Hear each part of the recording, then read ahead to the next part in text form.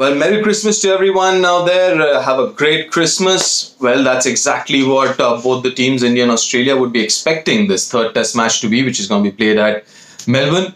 Well, let's start with Melbourne as a venue. Well, it's an extremely pro batting venue. The pitch has always favoured the batsman a lot.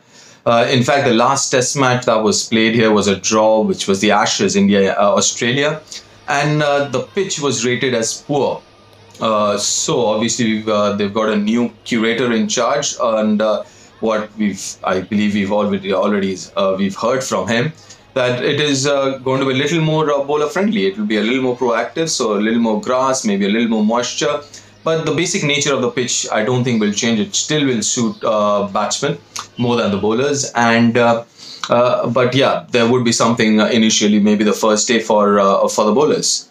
Now, talking about the batting or the playing 11, as far as India is concerned, it's already out with its playing 11. Rohit, Vihari, that's a big question. Who's going to open with Mayank Agarwal? Well, as far as I'm concerned, there's a good chance that Vihari might open because what he's shown in his very short career in Test cricket, that he has the ability to be a top order batsman. He can play the lateral movement. He's comfortable against pace and bounce as well, as he showed in the last Test match. So it won't be it's going to be a pretty decent call to make him open along with Mayank Agarwal.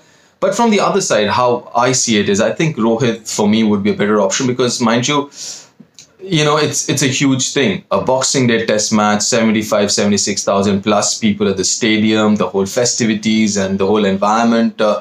It can be a little daunting for newcomers, but someone like Rohit, who's been around for a while, can handle all that.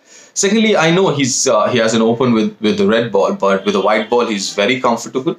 And the red cooker also does not do too much. Initially, 15-20 overs, it will move around a bit. But I still think, Rohit has it in him to kind of handle that. And maybe this would be his lease of life as far as Test match cricket is concerned. Maybe could make a place for himself in this new position. So how I see it is, if you want to push someone into the deep end, you might as well push someone who has the experience to do it. And Rohit would be the one for me. As far as the other thing is concerned, is Australia's made one change which makes more sense. I was a little surprised that Mitch wasn't part of the playing 11 in the last two games for Australia. Makes more sense, bowling option and someone who can bat. I know he hasn't scored a lot of runs off late, but not too many Australians have done that either. So yeah, so all in all, I think it's a good playing 11. Jadeja coming back for India makes more sense. Left-handers, and we've seen how important the rough or the footmarks play a role in Test matches in Australia. With 5 left-handers in Australian, I think Jadeja makes a lot of sense. Plus, you also have Hanuma, who bowled decent number of overs in the last Test match. So you have those two options, spinning options there for Virat.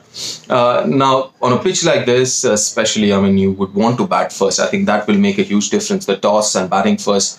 Even though there might be grass, there might be a little wet. So first session, especially, could be a little handful for the batsman. But how I see it is batting first makes a lot of sense for both the teams, because Australia, if you look at that batting lineup, it looks a little thin on experience and runs. So they would want to bat first and put up a total on the board.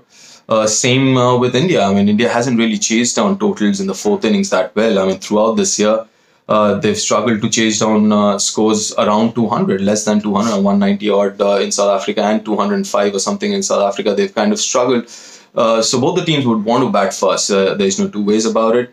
But all in all, I think it's going to be a very, very important Test match and could potentially be a history-creating Test match for India if they go on to win this, and then obviously give them a very good chance in Sydney to win the series.